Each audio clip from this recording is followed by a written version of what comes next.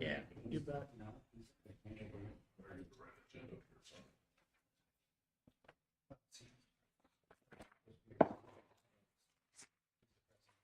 Got it?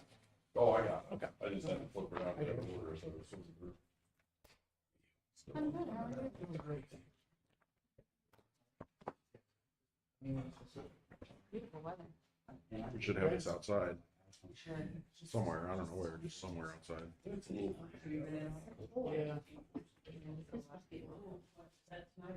Once it goes below 80, I ain't like That's why we're driving to Florida. Something I'm worried right now. You're mandated your. My nephew lives in the Tampa area and he got evacuated. Did they get, Saw that tonight. my wife's parents are in Bradenton, and they're not, he grew up in Miami, so this stuff doesn't faze him very much, but they're not, they have nowhere to go, and they can't get an advantage now, and they're old enough that traveling's not their best friend anyway. Sure. I think my nephew was just going to his girlfriend's house and she lived probably the next county inland. Yeah, well, they're about 15 miles in, which their storm surge, as far as any type of waves that may come in, is not gonna get them. Right. You know, wind and rain total. Did we get a badge? Did we get a badge or something? Hurricane They got all this provision stuff already in their house and a generator, but still. Well, like, think about it, we have tornadoes, we don't know they're coming. Like, you know in a couple days in advance you have a hurricane. It just seems, I don't know. But it's like a tornado that lasts 2 days. An insane amount of water. I don't know. I think it'd be neat to maybe be in a hurricane, but I wanna be in an. after maybe an hour of that 100-mile-an-hour wind howling outside, I'd probably freak out. Oh, with the wind, well, they got the hurricane shutters, so you can't see it as well, Right. but at the same time, Well, I got to, what do people change? Like, if you have to evacuate, so like, do you have to take personal time? Do you have, do you get hired? Like a snow day. there's a shut- Yeah, is it like a snow day or? Mandatory, if they tell Maybe you you this gotta is one of go, those yeah. weird things, like. Except we're out for Hurricane- even when hurricane it's snow day, evacuation. We're open, so. if you Yeah, want so to am go out, I. we're taking PTO. And Might not have internet. Our CEO kind of a actually slow drove day, around and yeah. picked people up one year, and there was like 18 inches. of So my snow. boss I was did like, that too. no, I'll stay home, thank you. Don't need to come out here. No, you would have saved everybody else. You I'm would've got shoveling stuff. dry since the county plows me. you know how the county, I tell them to now. it's the city department that puts your driveway full of snow after you shovel it. And you got the mayor here. You're welcome.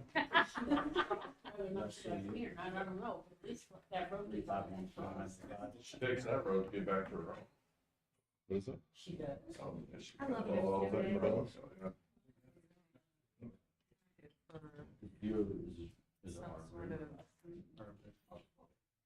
Like we did it last year. Okay.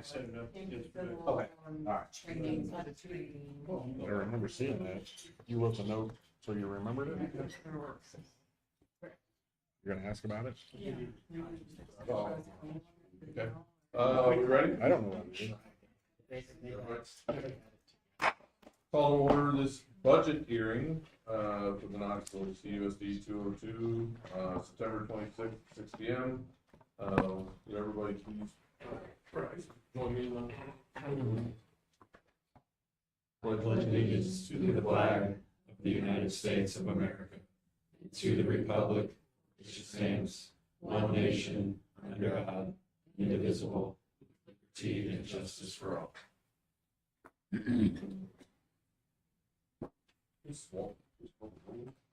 Dr. Harshbarger, Here. Mrs. McCracken. Here. Mr. Ratterman, Here. Mrs. Rose. Here. Mr. Scout, Here. Mrs. Young, Here. Mr. Stearns. Here. Item 4, public comments. Do we have public comments for the budget here? No. Okay. That moves us on to item 5, budget hearing. Turn this over to Mr.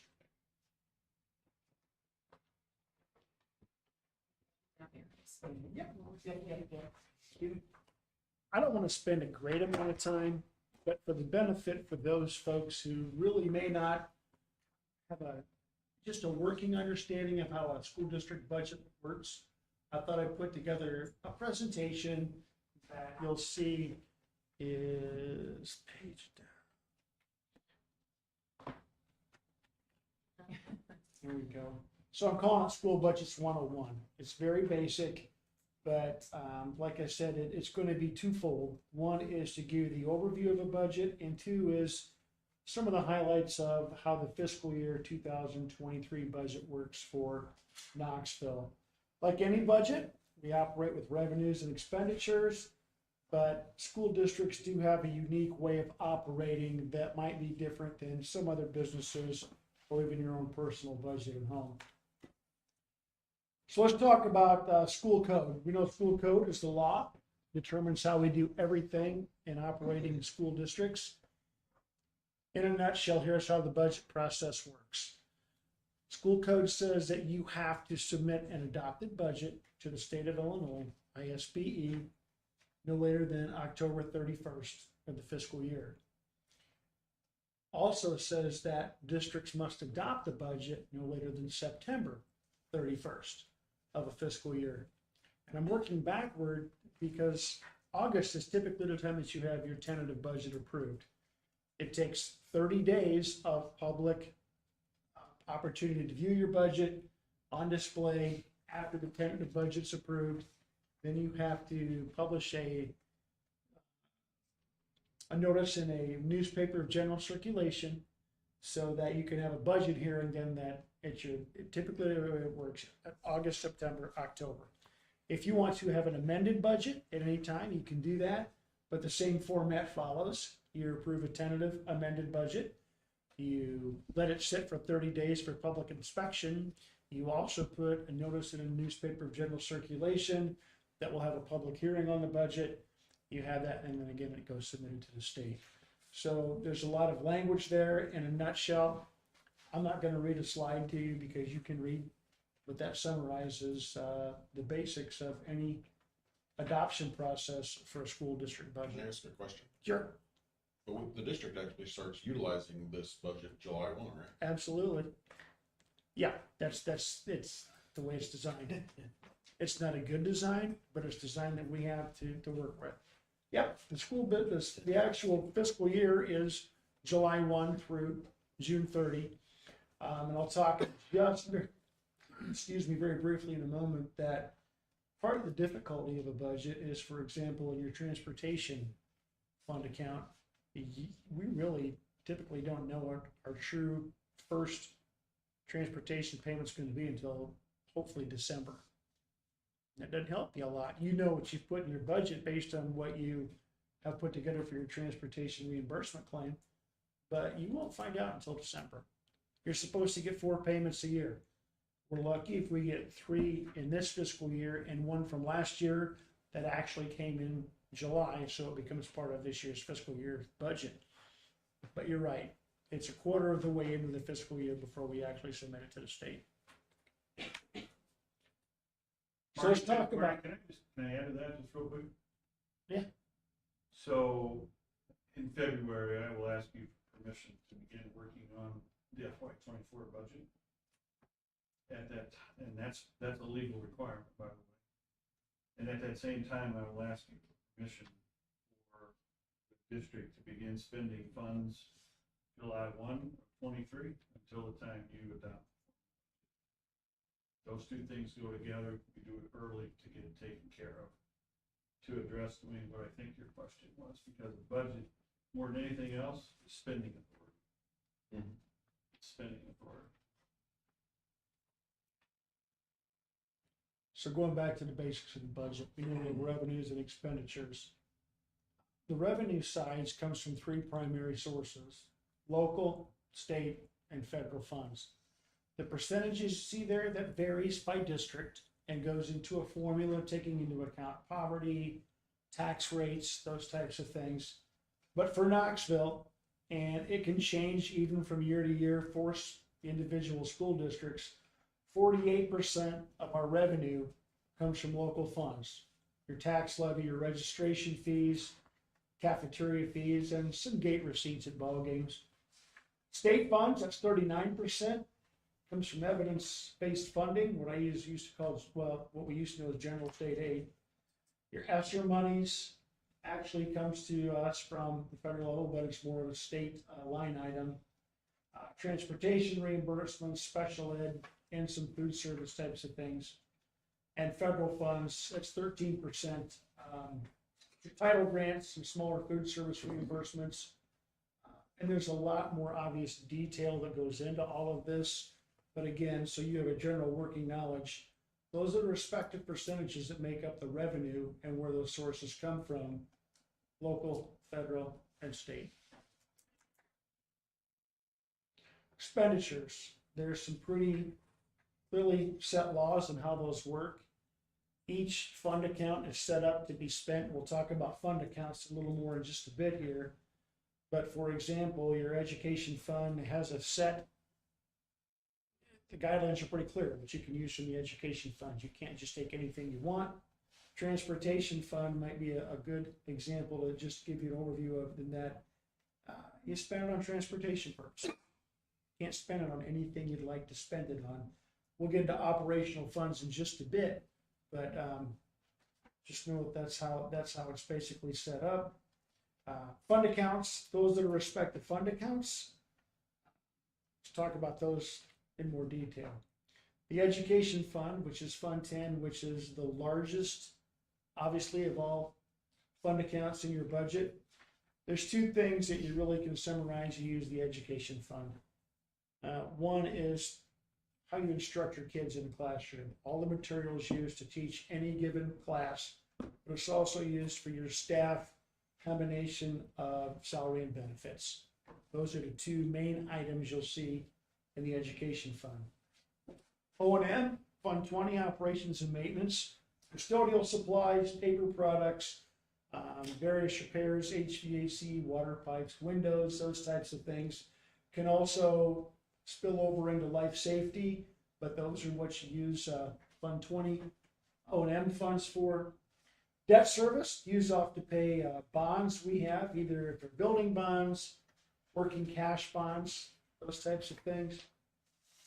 Transportation fund, again, is very self-explanatory. It's for your busing and related costs associated with your transportation department. Social Security and IMRF, Fund 50.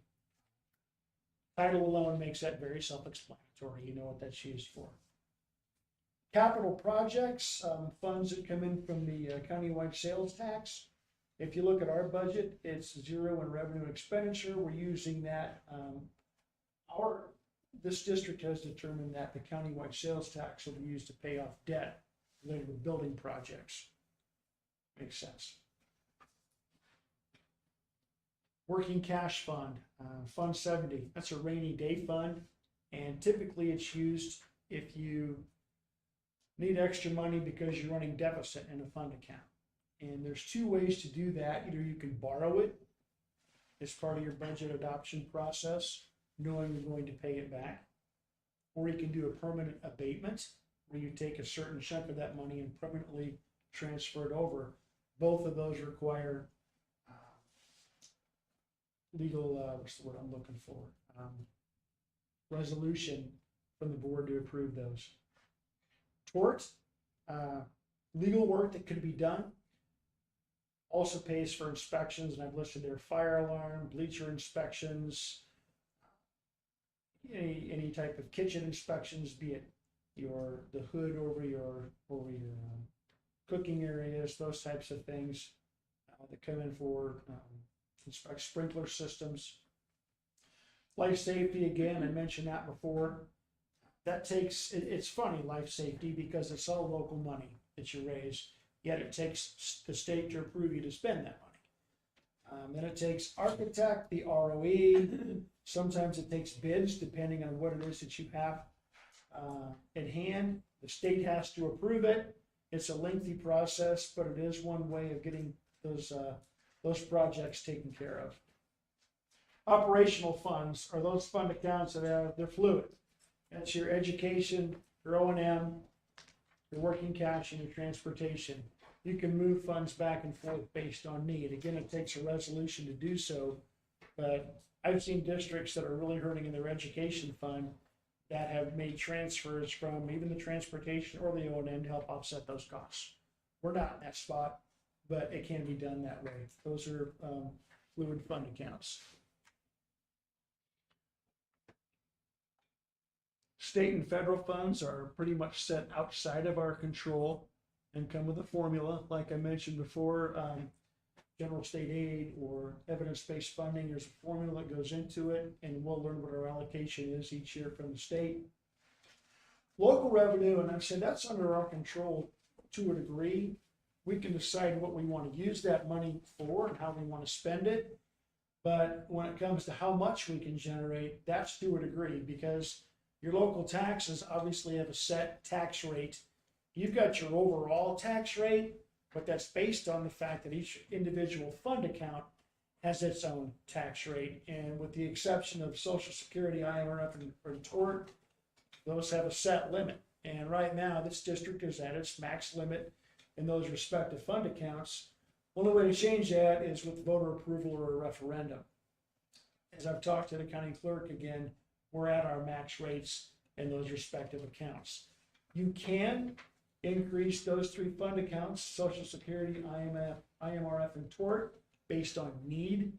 Realize as you adjust that, what it does is it increases the tax rate for your taxpayers. That's something that boards have to wrestle with. So let's go with tax levy, what our tax rates are by respective fund accounts. You can see, for example, the education fund, the current tax rate is $2.90. That is max limit. You can't raise that again without a referendum. You can lower it if you want, but all it's going to do is keep money from coming in that's needed to educate your kids. Look down at the bottom. We know there are 9 fund accounts in a budget, but there are more than 9 fund accounts listed here on your tax levy. Special ed and leasing at the bottom, while those each have their own levy attached to them, they do feed into your Fund 10 or your education fund. Here's how it works if you're going to do a tax levy. Rather than read that out loud to you, just take a look at that. And I've just, for some reason, I picked $175,000 home. Our tax rate is $4.32. And that's the formula that's determined based on EAV, how much money you'll generate based on that tax rate. You learn how to do this quickly if you're ever going for a referendum, because people want to know. Talked about the amended budget. Should we get to that point in the springtime, and when I've talked, probably will, just because of the fact that right now there's many unknowns in our budget, and that's just, once again, Mr. Adam, going back to what you said, based on how the state operates, we just don't know everything yet. And it's kind of hard to put a budget together to be approved a quarter of the way into the fiscal year when you don't know everything yet. But it's what we have. It's a system we have. So again, to amend your budget, you have the same process. You approve a tentative amended budget. You have that on display for 30 days, and you post it in a newspaper of general circulation. There's going to be a public hearing. And typically the following month, you have that public hearing, and then it has to be submitted to those respective agencies. Again, the state, county clerk, and the ROE are those places that we have to give our budget. Let's talk about the current budget just a little bit.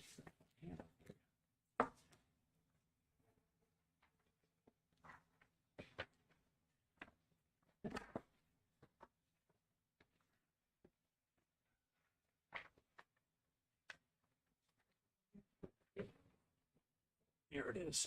Right.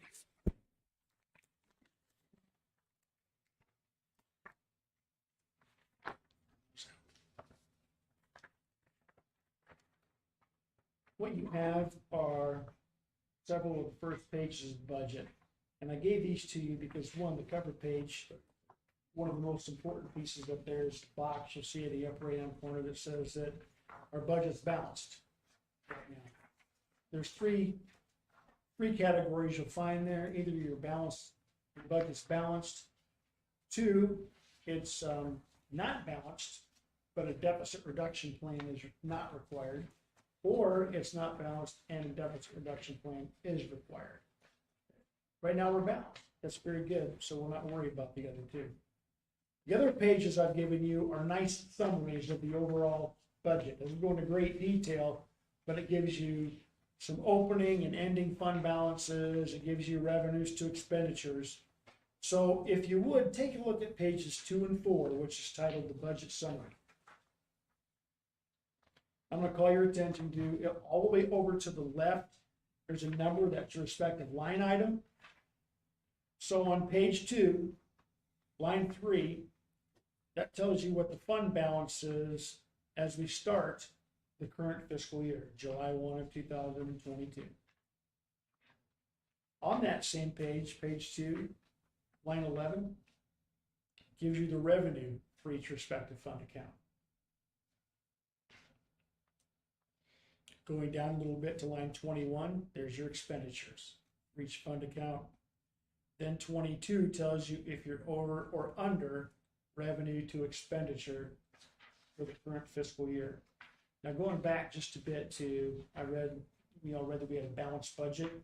That does not take current fund balances into account. That is simply revenue to expenditures for the current year. Going over to page 3, line 81 gives you what the estimated fund balance is in each fund account as we end the fiscal year. Those are key line items that give you summarizing detail without going into any great extent. More than anything, when we finish the budget hearing, if I can provide you with the basic working knowledge of how this works, always knowing if people have questions you can't answer, please have them contact the district office. We'd be happy to go over with anybody out there. Taxpayers have the right to know and deserve to be told. So other budget notes that I wanted to call to your attention, if you look at Fund 10, there's a deficit of $308,647 revenue to expenditure for this year. That's by design. If you look at the fund balances to start the year and how it ended last year in both O&M, operations and maintenance and transportation, it's deficit. To help offset that, the monies we would typically receive, complete monies in the education fund, we had to put some into those two respective accounts to make them balance. That's just state revenue. We have the ability to do that. If not, if we wouldn't have had to do that, the education fund would have been balanced. That's where we're at. Those fund accounts needed some help.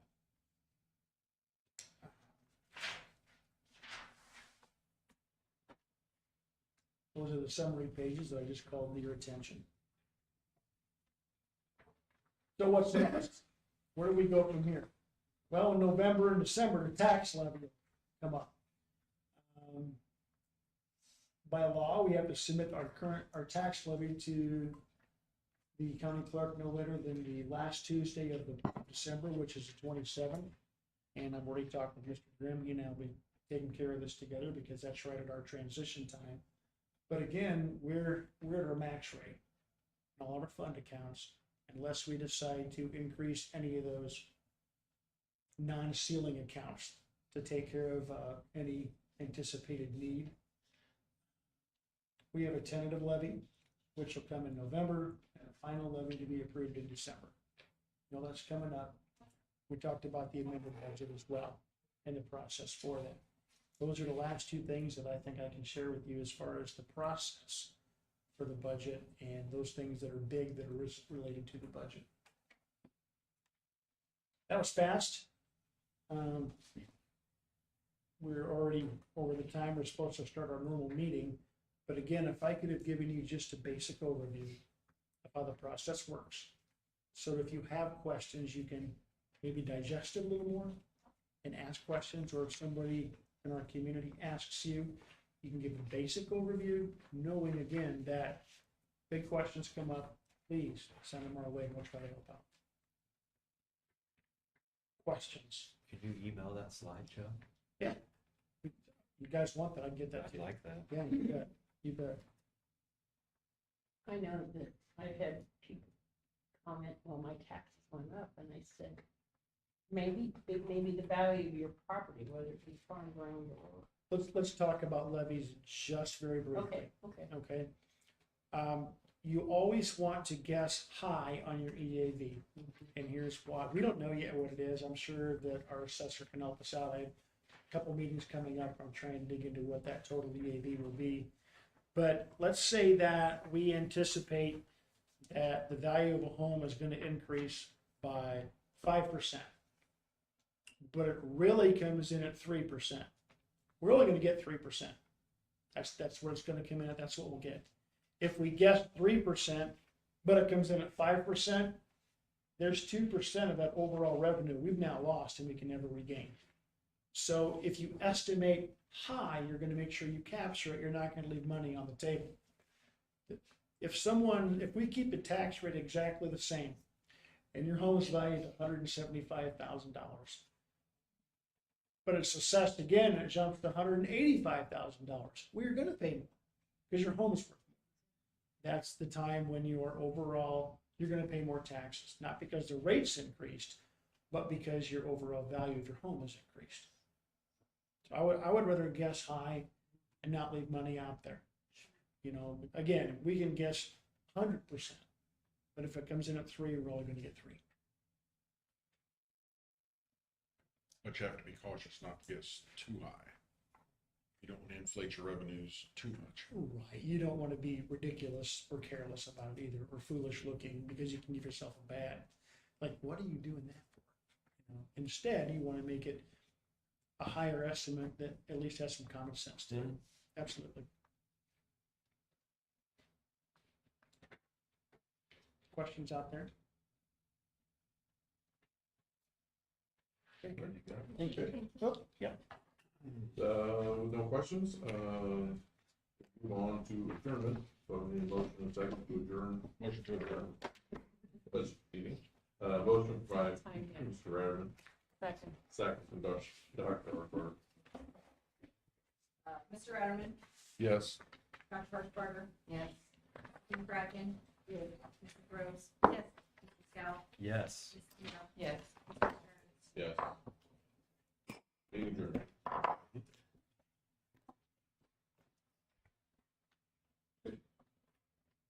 Like to call to order this regular board meeting of the Knoxville CUSD 202, September 26th at 6:25 p.m. Mrs. Walker, will you please call the roll? Dr. Harshbarger, Here. Mrs. McCracken. Here. Mr. Ratterman, Here. Mrs. Rose. Here. Mr. Scout, Here. Mrs. Young, Here. Mr. Stearns. Here. Moving on to item 3, the consent agenda, this is the discussion and action item. Are there any points on this that anyone needs to discuss at this point? I just had one correction to the last board meeting minutes.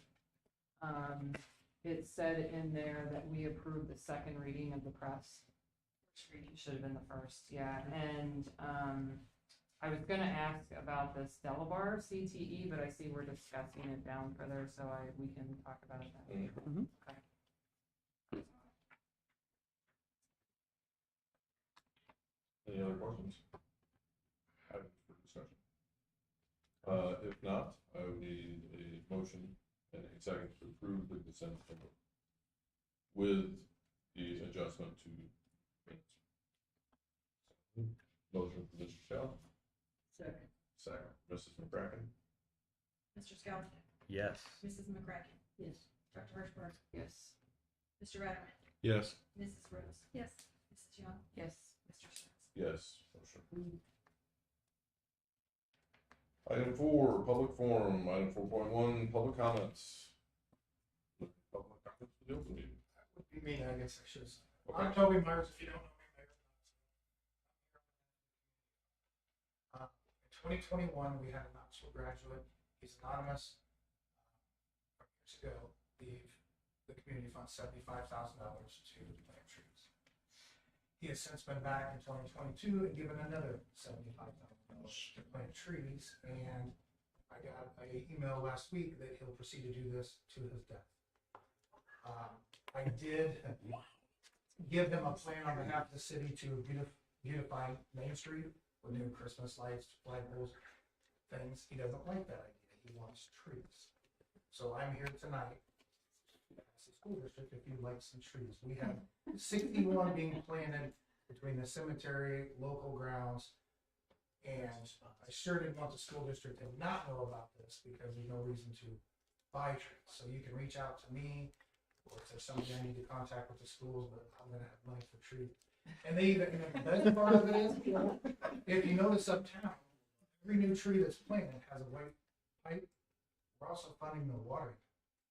Okay. That's part of the contract. So Wow. we've planted, well, when this, in the spring's done, we'll plant 120 trees, I think. We haven't spent the first 75,000 yet.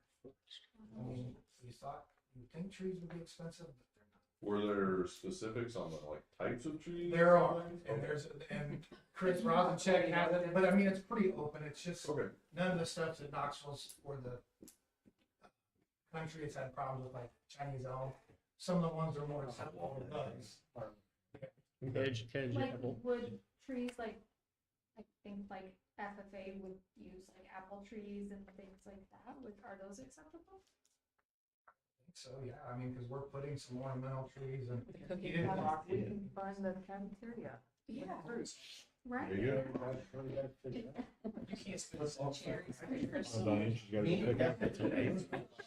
Tree, pear tree, peach tree. I think you could, ignited some discussion there, Cody.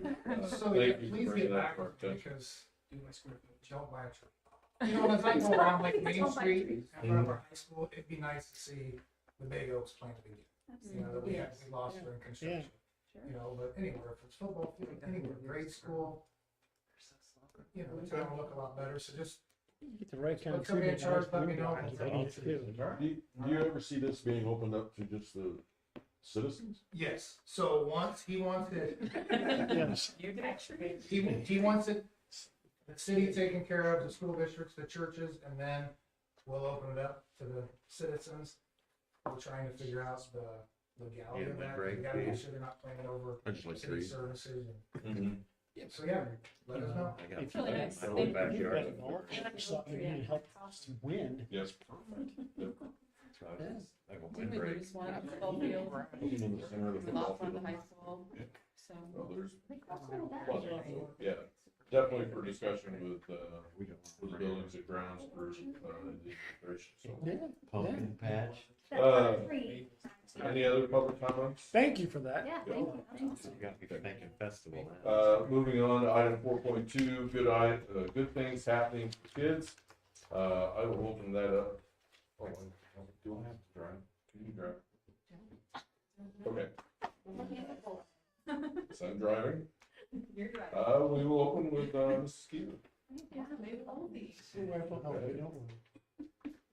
Okay, so we're starting the year a lot, mostly with behavior and just getting everybody set to be ready for academics. So we started Mabel Woolsey Way tickets. So students have been earning tickets building-wide for following expectations. And then each Friday I've been drawing tickets for rewards. These are our first winners here. And then these are our tickets. So that's been going really well. All the staff members can give them out. It's been a really positive experience. So got a lot of buy-in. So that's been going very well. Yeah. Do I say next? You should know. Oh, okay. Sorry. Skip. He's right. It's been away there. No, you're good. So each month we're focusing on a different social emotional skill or character trait. So we do have a program, Character Strong. It's called Purposeful People, the bigger program is called that. At the elementary, it's called Character Strong. So we focused on courage for starting the school year, because you have to be brave to start school. So teachers and all the staff members nominated students that showed courage in August and then the first week in September. So these were our nominees, and all of the teachers and staff submitted the names with an explanation, and they all had really nice things to say. So these kids have worked really hard and shown courage. So now we moved on to respect. So respect is seeing value in all people and things and treating them with care. So that's what we've been focusing on for September. So these students helped with our bulletin board for respect, and then responsibility is next.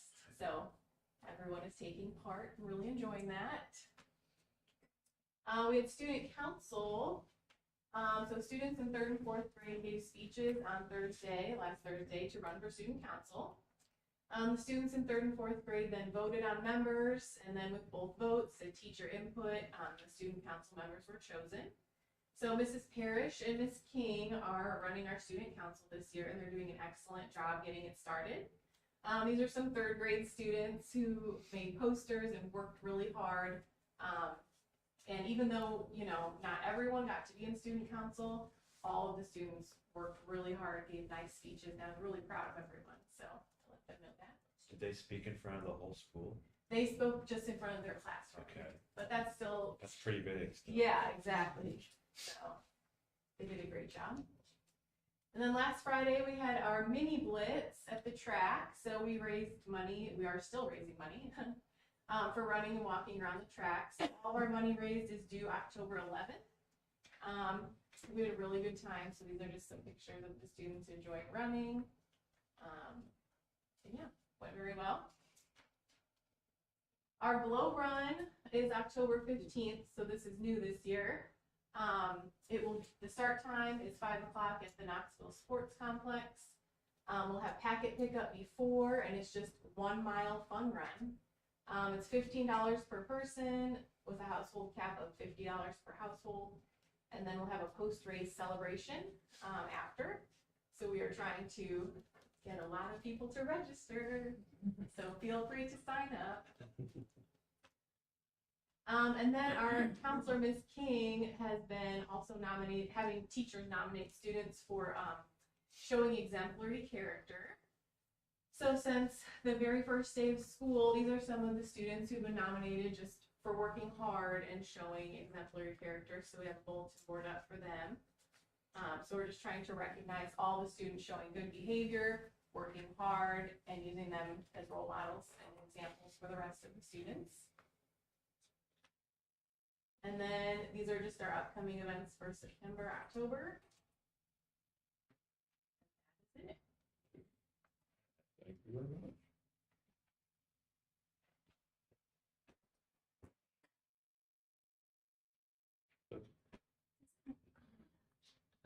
I know it doesn't make it go any faster. It wasn't going at all. Did I?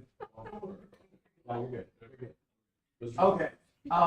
So, excuse me. Sorry, I spent all day at the soccer field yelling at kids yesterday, so I was kind of off my game. So Miss McGuire has a character ed / leadership class 9th hour, and one of the things she started doing this year is having the kids help in the building, help other teachers, help our custodian, help Mrs. Basley in the office on Fridays.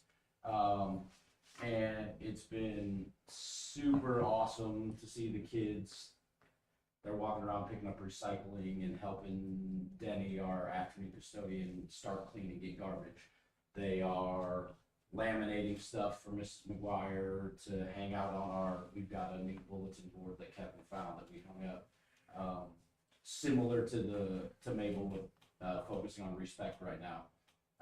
Ultimate goal is to have some pictures of kids out there and do some things throughout the course of the year. But just seeing the kids, they have to earn it.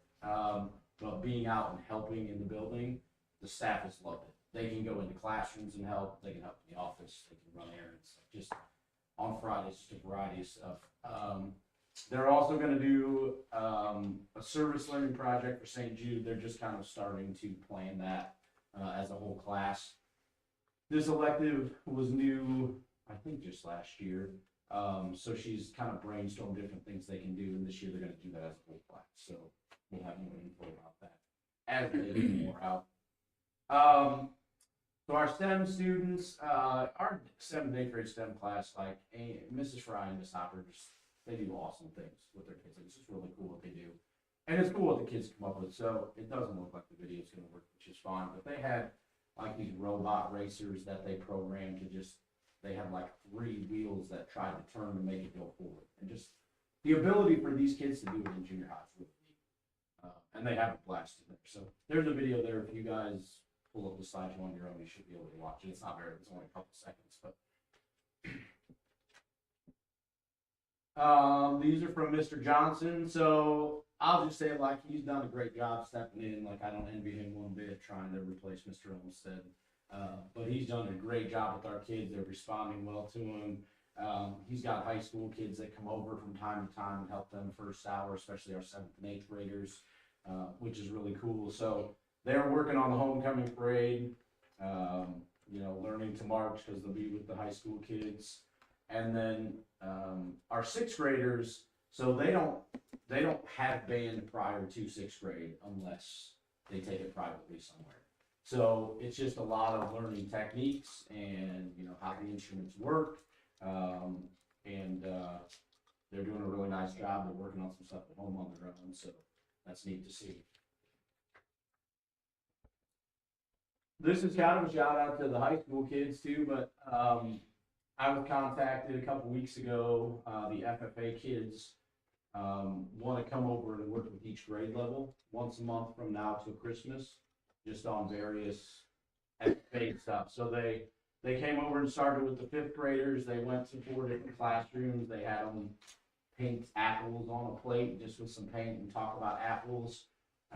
They're coming in October to talk about pumpkins with 6th graders, and I think November is going to be Thanksgiving with 7th graders, and then 8th graders in December is going to be with pine trees, Christmas trees, so they're trying to tie it to what's going on. Just cool to see our high school kids coming back and volunteering with our junior high kids. I think our junior high kids like that.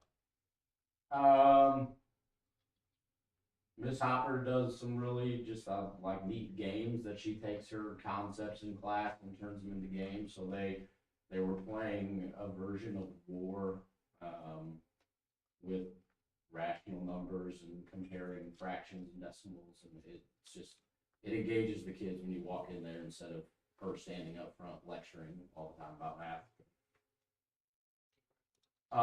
So this is super cool, and I don't know if you can see this bottom right picture, but so Mrs. Shreves, this was her quote, was that she tries to get them to think outside the box.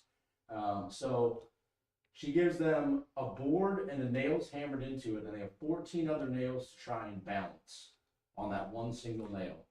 And she actually had a group this year. This bottom picture, if you can kind of tell, is 14 nails balanced on the head of one nail on that board.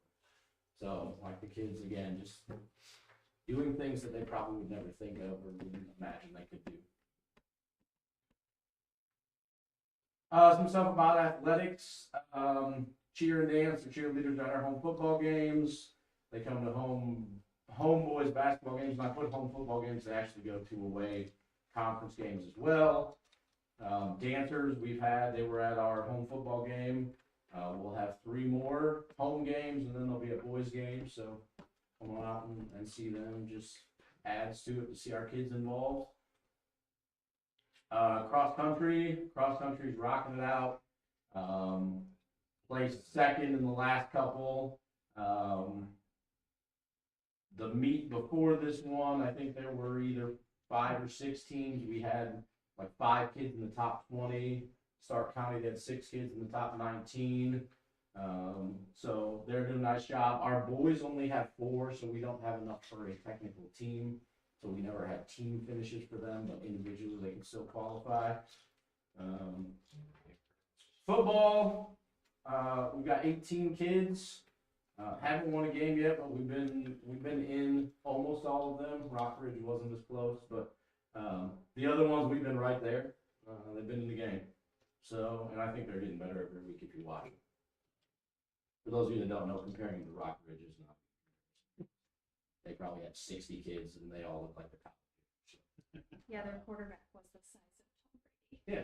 Brady in junior high. Yeah. Yeah. Girls basketball is underway.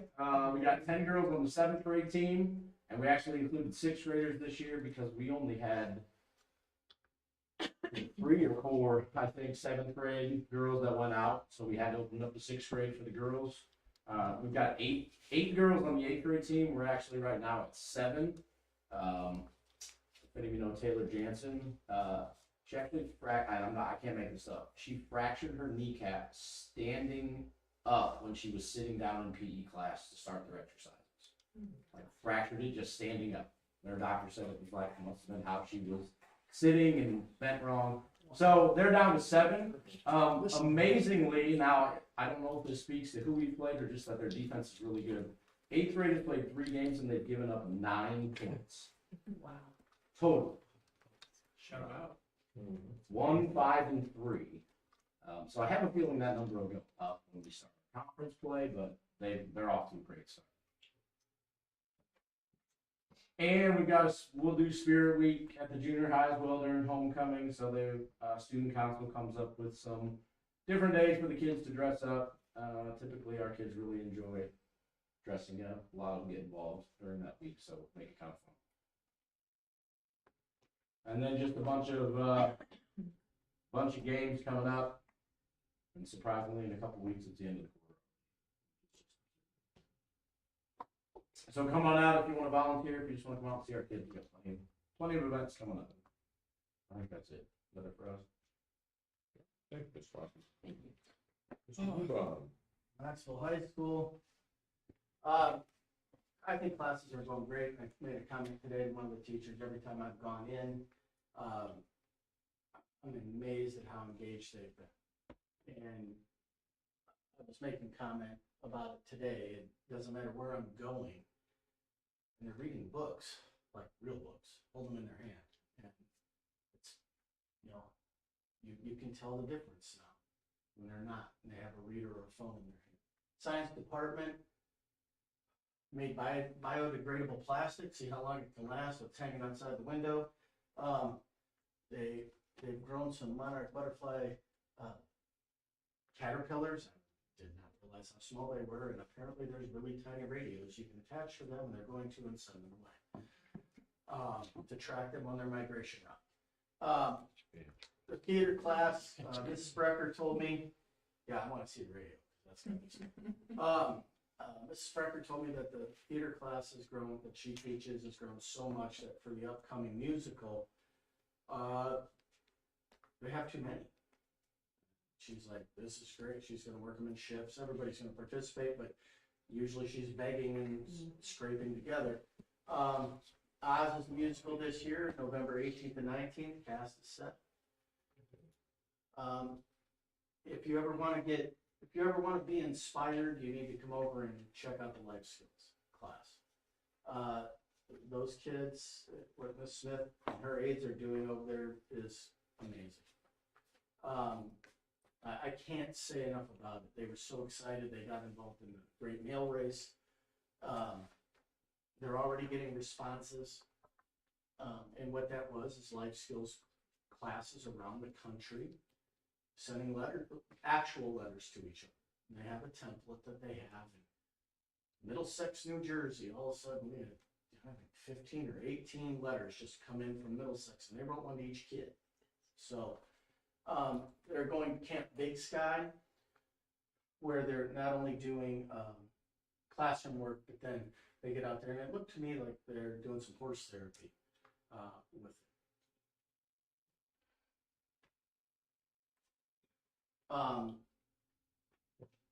Because of what they do, she's trying, it is life skills. So they have a coffee shop, but they also try to raise money for these trips. And so they got the idea to make pumpkins and Halloween decor. And she was completely overwhelmed with orders. So we had seniors from Mrs. Hyde's class come down and help out. And she was, Miss Smith and myself were floored by how well these kids work together. And it was great for both groups. So, like I said, you wanna get inspired, come see those kids. They clean up in the day. They're down cleaning up the tables after breakfast. Good group of kids. FFA, the forestry team, won the sectional. The forestry team were freshmen, and so they participated in the state forestry contest this past weekend down in Carbondale. And the forestry contest isn't just identifying trees, it's identifying tools, tools and methods of forestry, And they have to be able to look at a stand of timber and decide where it is in its lifespan and what to do with it as far as management is concerned. And so they didn't place, but they're actually really excited because these kids are freshmen and they're into it. It was kind of cool. I was talking persimmons and pawpaw trees. Industrial tech. We sent a group of kids. There was I want to say it was through Delabar. They sent a group to the industrial manufacturing conference in Chicago, and they had only allotted a certain number of students per. Our kids got to go. The carpentry students built dugout benches for the ball field, and then the manufacturing class were making planter hangers. Alrighty. This year, as far as athletics go, we partnered with Midwest Bank to start an Athlete of the Week program. So they have donated the title belt here. I'll pass that around. So each week, each coach and sponsor of band, cheer, dance, everybody nominates one athlete, or they can nominate, like the first week, they nominated a pair, which we haven't really made rules on that, but that's fine. And then we have a secret committee that selects the Athlete of the Week. So these are our first 4 from the last month, and so probably I'm hoping tomorrow we'll announce the 5th once we have the decision given to me. So the kids, we kind of went on a limb on this one. The bank wanted to buy the belt. It was kind of their idea, and I looked at it and I couldn't stop laughing. I'm like, is it going to go great or it's going to go terrible? And the kids are fighting over it. They want that thing, and they're bugging me on Mondays about who's going to get it for the week. So they really bought into it, and it's they parade around with it at practice and show it off. So Yeah, it's not allowed. no, we figured that out real quick. We're not going to do that. So as far as football goes, we are 4-1. We did kind of take a little bit of a step back against Dupac the other day, but we only lost by a score against the 3A school that's got a pretty good reputation of success. And so, I don't think there's anything for us to be ashamed about from last week because with only one kind of game under our control as far as picking an opponent, I think it's important that we keep trying to step up and get somebody here or go somewhere that our kids can see something different. And so, I thought we hung with them. We probably didn't play our best game, but we were hung. I think we lost 16-7. Yeah, so they went for 2 both times, so we really lost by a touchdown essentially, and I think that'll pay dividends here in about a month when we get to playoff time. So we are 4-1 overall, 4-0 in the conference. We got Anawan, which is probably our biggest test in the conference besides Mercer. So we'll see how that goes on Friday, but we were number 6 in the 2A poll to start the week. So as you can kind of see over there, homecoming is the 7th. We got IW coming in, and then the 21st will be week 9. That is senior night against Roble Williamsfield. So looks like my videos aren't working either, but a couple of touchdown scores from the last few weeks. As far as volleyball goes, we've been on fire lately. The JV girls won a tournament down in Orion, or excuse me, I should say down up in Orion. And then just Saturday, our varsity girls brought home their own tournament championship. So we defended our home court. The varsity heads to Orion again this coming week to participate in the varsity tournament. So they've been playing well, and they're actually about to take the court here in about 10 minutes. So I'm going to hustle over there as soon as we get done here. But the varsity, they've won at least 5 in a row, so they're playing well, and 2-2 in the conference, 11-5 overall. Golf, we're getting ready for regionals. Titus and the boys, I believe, tee off on either Wednesday or Thursday. Wednesday. The girls tee off for their regional on Thursday, but we've had some success. I know Titus has had a couple of real good matches lately. He just won the rail splitter, which is the conference tournament, was the champion in that, so got some momentum going into the regional. And then over on the right, Madison Hilgenberg, she's placed 5th in the rail splitter for the girls out of about 60-ish girls. And she's new to golf this year. She just decided to pick it up and run with it because she wanted her 3-sport patch. So she's starting from scratch, and she finished, 5th out of 60-ish girls. She started 2 weeks before the season started. She came up to me, she goes, I want to play 3 sports. And I said, well, if it was me, I said, I'd rather golf the course than run it, but that's up to you. So it's because I told her to do that or cross country. But we've had some success there too. Another freshman, Emily King, has really been showing up and running well for us. Same thing with Alyssa Higgins has been running well, getting up to the top 5 people or so in some of these meets. But they are getting ready to kind of wrap up their season over the next few weeks. The LTC meet is about a week away, and they'll be heading to Elmwood this weekend. So our numbers are down a little bit, so we don't run as a team on the girls' side, but we definitely are having some individual success. As far as band goes, they won their first parade. So I've told Mr. Johnson he's 1 for 1. He can't lose ever when he's here. So he's got 30 years of winning. But they will be performing at the homecoming parade next week. They'll be doing football as they have been all season. And then they'll start doing some more of their parades and performances. And then they'll start to do their holiday and Christmas performances in the winter. So, but yeah, they won. They took first at the Prime Bee Festival a couple weeks ago. And so they're off to a good start. And Mr. Johnson's off to a great start too. A few little housekeeping things as far as things I wanted to just kind of share out there to as many people as I could. We are looking to add ads to our Knoxville Athletics Activities webpage. So that's separate from our school webpage. So you click on athletics, it'll take you to that one where all our schedules and things are. We do have the ability for local business to advertise there. So we're looking for partners because it's just another stream of revenue for us to be able to kind of have in case we need something in a pinch and try to kind of stretch it out a little bit further. So if you know anybody or anybody that would be interested, just kind of spread the word that we are looking to do that, and they can reach out to me. Tell them how much you got already. We got 2 so far. We got 2 banks, and the main homepage web pages are going to $500 a piece, and we got 2 already. So with very little effort, we made $1,000. So you just got to get the T's crossed and the I's dotted on that. But we're hoping to be able to do some more. So same thing, we're also looking for help this winter. We need people at the scores tables for basketball and wrestling. So if you know how to run a board, we can certainly teach you. If you don't, you know how to. If you need somebody to run the books, keep the books, and this is wrestling too. We're always looking for help there because it's a little tougher in the winter. People get sick, they go on vacation, so there's always got a need. Same thing with gate workers, but I think for right now we'll have enough of those, but we may need help there. The other thing we're trying to do is if anybody out in the community has old memorabilia, so old uniforms, old pieces of equipment, sports equipment, if you happen to have any of the trophies that wandered off when the old building was torn down, things like that, we are trying to sort of bring those home, so to speak, and put those on display in the cases right outside the office. So we're looking for things there where if somebody's just got something sitting in an attic or a box at home that's collecting dust, we're happy to try to maybe rehabilitate that a little bit and give it a home so that we can sort of show off what we got. So we've kind of rearranged the trophy case, the big one between the gym doors. I'll show you that in a second, but there it is. But some of the trophies on the left, you can see some of those cups. Those are almost 100 years old. They're from the 1920s, and they were kind of hiding in the big trophy case. So trying to get some of that stuff up front so that when people come in to see it, they can get a better look. And so the other thing we've done is we've taken all of our regional and sectional plaques. They've all moved up front. So those aren't in the Jensen hallway anymore.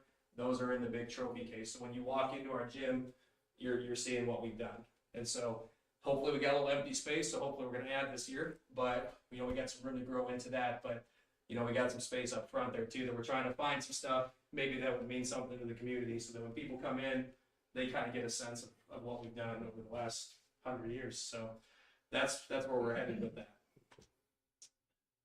And I think I got one more, maybe. Yeah, the last one, the Lincoln Trail website has been updated. I know I talked about this in the spring, but we did get an actual domain name now. So Lincoln-trail.com is the Lincoln Trail website. So if you go there, I volunteered for this duty, so of the ADs in the conference. So I took this on, but you can go there. This is where we'll try to keep conference standings. For like golf, for example, it'll list the top 10 in the golf meet from the conference, who the teams and where they place, things like that. So we're trying to consolidate a lot of LTC stuff into one place. So there is like the Lincoln Trail has its own Twitter feed now, so we try to retweet schools so that their stuff's constantly populating that feed on the right, and then trying to keep our dates somewhat organized on the left. So ideally, this will be the place to go for LTC stuff as we kind of move on. So it was under a different kind of generic domain name, but finally the principals voted to approve the paid version, so we were able to do that. So that is kind of taking off finally, so that's good. Thank you. I think that's everything. One thing I'd like to add, Saturday, provision at the football field, and then as the Dupec fans were leaving, the compliments about the complex, the community, the team, were nothing but positive. Absolutely, just nothing but positive. They gushed about our facilities. They loved coming down. One was saying how they don't have anything like that where they are. And then I went back to the school, and there were still volleyball parents there from other schools, and they couldn't say enough good things about the tournament, the building, the fans, the kids, and the trophy case was big. You know, there was more. It's kind of weird. There was more interest from outsiders than our own, but there was not a negative thing said to me. It was very positive, and I thought that was a great. To me, it was a great sentiment by those people.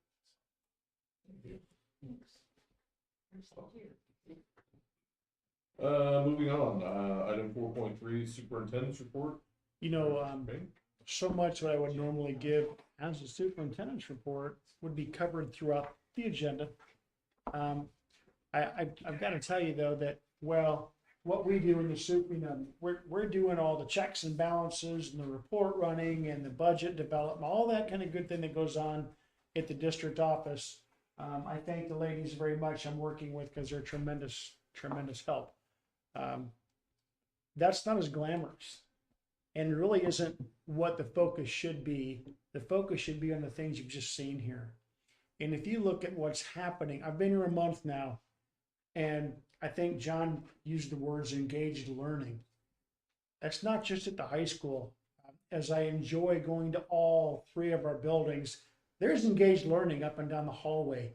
Kids are enjoying, they're having fun, they're learning. Teachers are enjoying the process.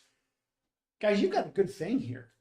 You really do. Knoxville needs to be proud of the school district because it's a very nice place with a lot of positive things from academics to extracurricular. You put that together and what do you have? You are really taking care of the most important person that can ever walk in the door of the school, and that's the kid. And those kids are being well taken care of. They're enjoying what they're doing. Their leaders, teachers, administrators are enjoying what they're doing. It's for my first month here, yeah, we're doing what we have to do back here because that's how the district operates. But the real enjoyment is going out and watching and seeing what's happening out there. I went out to the track the other day and watched those kids run. And it's kind of cute to watch them. They get right in front of the grandstands. Man, they start hustling and they walk around the rest of it. And they hustle. But that's just being a kid, you know. So be really proud of what's happening. Community members, be really proud of your district right now because you say we are Knoxville. Yeah, you really are. And nothing but glowing things to say about the good things happening here, community-wise, school-wise. Thank you very much for the opportunity you've given me for a few months. This is a fun place to be. Okay. Moving on, item 5, new business. Item 5.1, approval of second reading of press policy updates. As stated on the agenda, I won't repeat them all. This is a discussion and action item. Mr. Payne, is there anything? You know, as I went through and reviewed, it's either a word change with no real content change, semantics, or things that might be updates in code or law that actually kind of reflect the current practice of the district already. So there's nothing there to call to your attention that is in any way other than routine business. So I would, without hesitation, get those done. Okay. Anyone else? If no other further discussion, I would need a motion and second to approve second reading of press policy updates as stated. I'll make a motion. Mr. Adams. Second. Mrs. Rose. Mr. Adams? Yes. Mrs. Rose? Yes. Dr. Hirschberg? Yes. Mrs. McCracken? Yes. Mr. Scout? Yes. Mrs. Young? Yes. Mr. Stearns? Yes. Motion approved. Item 5.2, approval of fiscal year 2023 budget. Discussion and action item. And we just previously had the budget hearing, so everybody got educated on the process of it and been informed that we have a balanced budget. Is there any further questions about? If there's no further questions about the budget, I would need a motion and a second to approve the fiscal year 2023. Motion. Motion from Dr. Harshbarger, I'll second that. second from Mr. Scow. Dr. Archbarger? Yes. Mr. Scout? Yes. Mrs. McCracken? Yes. Mr. Rutterman? Yes. Mrs. Rose? Yes. Mrs. Young? Yes. Mr. Stearns? Yes, motion approved. Item 5.3, approval of Delbar CTE intergovernmental agreement. This is a discussion and action item. Mr. Payne, Sure, it deals with your career and technical education. You saw the one slide from the high school of different activities. It's through the Regional Office of Education. All the respective districts that feed into the ROE become part of the agreement. As long as I can remember, the Delbar has been in place. We just have to approve our agreement and continued participation in the program on an annual basis. You said you had. So I just didn't know what it was. Sure, and I've been a bit removed from that over the last few years, and maybe you can add more to it than what I can at this point. Delbar, it's our vocational teachers at the school, so we missed it, Dr. Durham, Mrs. Tolley, but then also GABC. Okay. So, and what the ROE is trying to do currently is build out those programs so we can get CCPE, which I'll find out what that means to you because I can't remember. But essentially what we're offering our kids as far as vocational goes is we are offering a basic class and then it's a skills class. Okay? And we get money for that. Okay. And it's actually it's a pretty good program. We're already ahead of the game. Most of our stuff is that way. I know Mrs. Talley wants to do a little bit more with ed tech because we have one, but then we need a skills class. So it's money for us, and it gives the kids that opportunity, but it also gives us the opportunity here at the high school and not dependent so much on GABC because we have those available. So we pay into it to be part of it, and then they pay us. Yeah. Okay. Mm-hmm. There's funding available, so they fund anything from consumables. So Dr. Durham, as long as he's not making money on it, he could even order lumber. It's not just equipment. There is a lot of equipment involved with it that they get. We pay in, and they give us a budget for what we're doing. So the more we have, Gotcha. Okay. Good question. Yeah, you're not getting, unless you ask, it's kind of uncomfortable to vote on something. I get that. any other questions? No other questions or discussion. I would need a motion and a second to approve the Delbar CTE intergovernmental. Motion. Motion for Mrs. McCracken. Second for Mrs. Rose. Mrs. McCracken? Yes. Mrs. Rose? Yes. Dr. Archbarger? Yes. Mr. Rutterman? Yes. Mr. Scout? Yes. Mrs. Young? Yes. Mr. Stearns? Yes, motion approved. Item 5.4, approval of consolidated district plan. This is a discussion and action item. Certainly. The title itself is not one I care for because when you read the Consolidated District Plan, it makes you think about school consolidation. Got nothing to do with that. It's just the title that the state put on it. What this is the IWAS system, in a nutshell, is the portal through which school districts submit many, many things to the ISBE, be it grants, be it agriculture type of grants. Your ESSERs are all done through IWAS. Again, it's how we submit different reporting things to the state. The consolidated district plan is very cumbersome. It deals with everything from title to college and career to your IEP special needs. There's so many things that are involved in that, and basically it's their checks and balances of saying, we want to make sure with all these programs that you have, that you're doing it the right way, you're spending it on the right way, your budget's in line with how you're supposed to do all those things. So that I can submit that to the state, I have to have your nod of approval to do so. It's an annual thing, should come up every year. Every year before we submit the following year's public school calendar, the board votes to approve that. This is one more thing so that I can submit it and I'll get it done tomorrow. I got the reminder today, you haven't done this yet. Well, get it tomorrow because the board meeting's tonight. So I just need your approval to do so, that's all. Any questions, further discussion?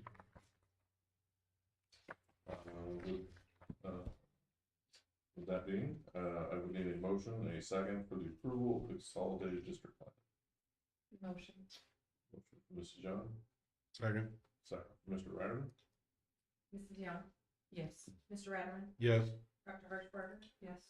Mrs. McCracken, Yes. Mrs. Rose, Yes. Mr. Scout, Yes. Mr. Stearns. Yes, motion approved.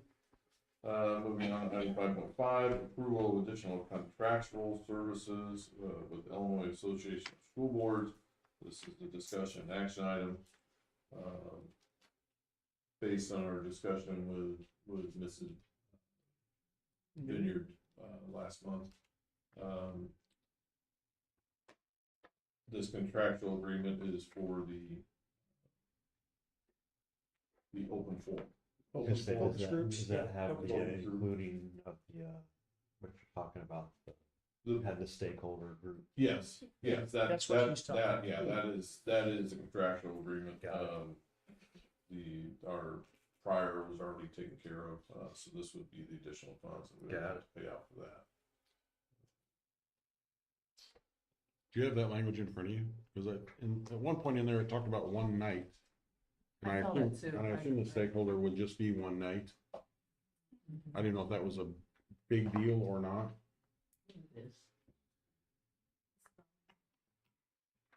It must have been in our packet because I read it somewhere. Yeah, I read that too. She is available by phone if we need to call her. We can do so.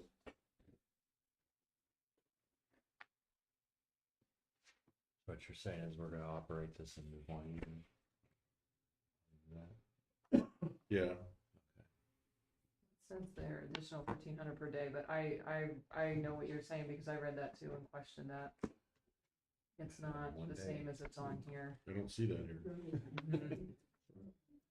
Mhm. There was a document in the board packet. Wasn't there about this? Yeah, I think there was, because I think that's what I saw. Call her if you have a question. Well, I don't know if it's a important question or, I would assume there would just be one stakeholder evening. That is what we had discussed. Now, whether it's an evening or, say we decide to hold finance interviews on Saturday, then Right. the stakeholder meeting would be on Saturday. She says, what her correspondence to me as I'm reading through this again is, she takes the information and she synthesizes it into, like if we have 5 different questions that are a little different, but all on the same topic, she'll combine those into, and she would help to coordinate all of that. She would do for those stakeholders, she would have an orientation session with them before anybody comes in the form of a final candidate or candidates. She leads them through the process if need be to ask the questions. And then when she shares with the board a summary of the feedback. So it's not saying any number of days here specifically in what she gave to me, unless there's anything added to that. Yeah, it must have just been in the first line that I read, which is identical to this. An additional 1,500 per day for a Yeah, consultant. that bottom part there. Per day, per consultant. So to me, I don't know this But for I a would- fact, but it would read if it's 1 day, it's 1,500. If it's 2 day, it's I would There's assume, 3,000. yeah. I would assume that, I mean, there's gonna be some work leading up to that actual stakeholder day. Well, she has, yeah, that's part of what they do. They help coordinate all those efforts. Am I accurate with that? You've been through it before, Ralph, as well. I've not been through it as many times as you have as far as, I'm not familiar with the school board association, we do it a little different. sure. 1,500 included pre-work. Right. So your concern is if it spills over for some reason, I don't know, I guess I was thinking it as this, we're paying for the service, we're not paying for the time, I guess. And this seems to break Talks it more down about for time. time. You know, but, That's what we're talking about. I'm sure you just read it, but just so. yeah, and I guess that wasn't my original understanding, it was for the basic service, so it's. Should we call Tricia to get some clarity on it? From what I understand, we did the stakeholders group, we didn't have them do. Correct. The previous time, one of the previous searches, So to do it again this year, the basic package is at no additional cost to the district.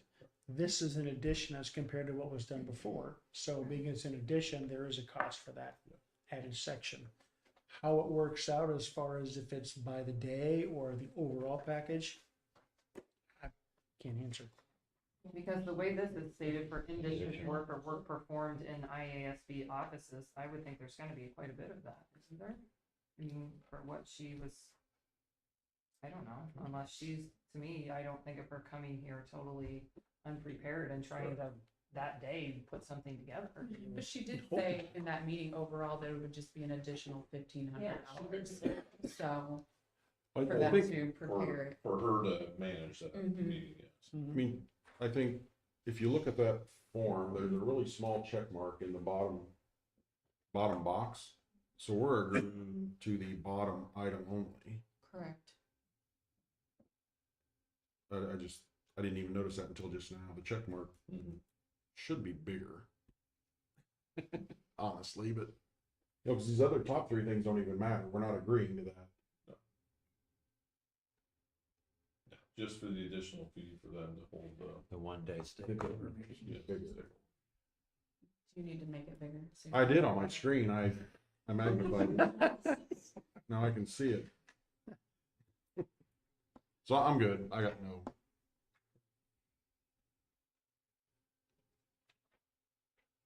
The beauty of computer form. No, I just wanna make sure that we know what we're buying, I guess, you know, cause I just assumed it was for that basic service, not itemized by the time. Time here. frame. Right.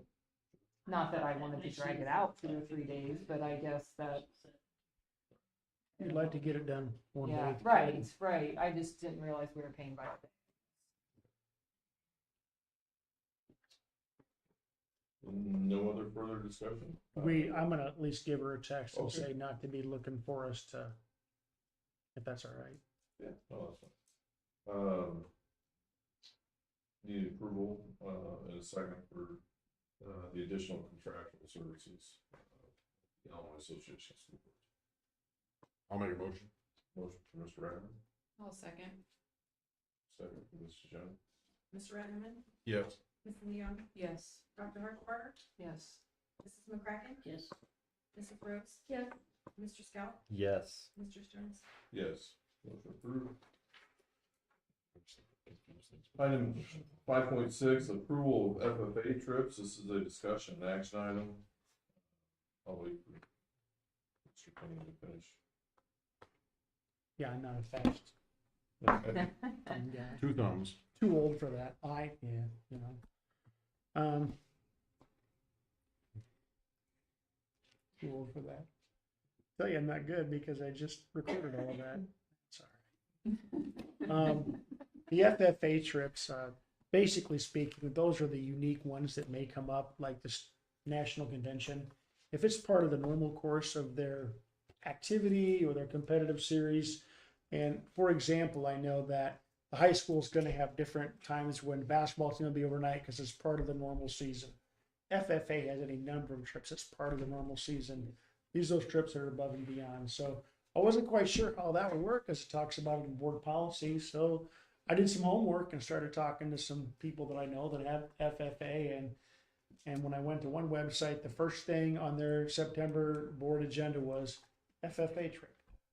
I thought, well, there you go. That's why we're approving it, to make sure that board knows what's going on and you give them your nod of approval to take the trip. And this one happens to be for the it's a national convention, am I right, John? Yes. Yep. Yeah. Go every year. It's a great opportunity for them, and they bring back a ton. They learn a lot. So who funds these trips? Is the school or do Fundraising, they? they fundraise and pay They for do. all. Yep, yep. Yes. Fundraising machines. Group. Yeah. They get subsidized from FFA too as well. Okay. Any further questions? Some of the math reading back Discussion on in. If no other further discussion, I would look for approval of FFA trips. So moved. Motion from Mrs. McCracken, Second. second from Mr. Scow. Mrs. McCracken? Yes. Mr. Scout? Yes. Dr. Harshberg? Yes. Mr. Ratterman? Yes. Mrs. Rose? Yes. Mrs. Young? Yes. Mr. Stearns? Yes, motion approved. Moving on to item 6, correspondence and other business. We do have a thank you letter from Mr. Grimm. Pass it around for everyone to read. Is there any other business we need to discuss at the moment? I have some concerns I've been overhearing. I don't know if this is the time to talk about it, but the whole furry thing that's going on and some of the petitions that are happening in other schools, and is this something that we need to be proactive? Not exactly sure. There's no litter boxes that at the falls school, into. right? I'm never gonna ask you to have a litter box in that. We had a girl wear cat ears one day. Okay. She never put them on after that. I mean, is that something that's allowed, or is the dress code taking care of that? Yep, or that's why I took care of it. That's how I took care of it. Okay. Because it was interfering with the educational process. Okay. Kids were being really mean to her. She's not a furry. She thought it looked cute. Okay. That's all she did, and ugly fast. So I was on top of it rather quickly, and had an issue on it. Okay, and I didn't know how big it was here, but I think it's bigger elsewhere, and it always Yes, it is. ends up coming here is the problem. Right, no. Okay. No, utilize the dress code for it.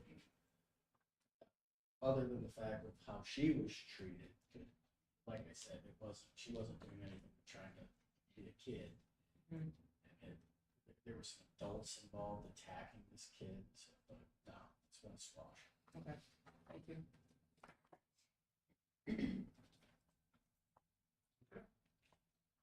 With that, moving on to item 7, which is adjournment. Second to adjourn. Motion to adjourn. Motion from Mr. Ratterman. Second from Ms. Young. Mr. Ratterman? Yes. Young? Yes. Dr. Harshberg? Yes. Mrs. McCracken? Yes. Mrs. Rose? Yes. Mr. Scout? Yes. Mr. Stearns? Yes. Meeting adjourned. I just realized I'm not here. Certain meetings won't be able to adjourn.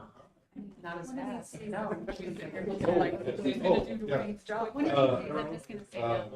We need to, Gotta sign some budgets, guys. Yeah, it won't take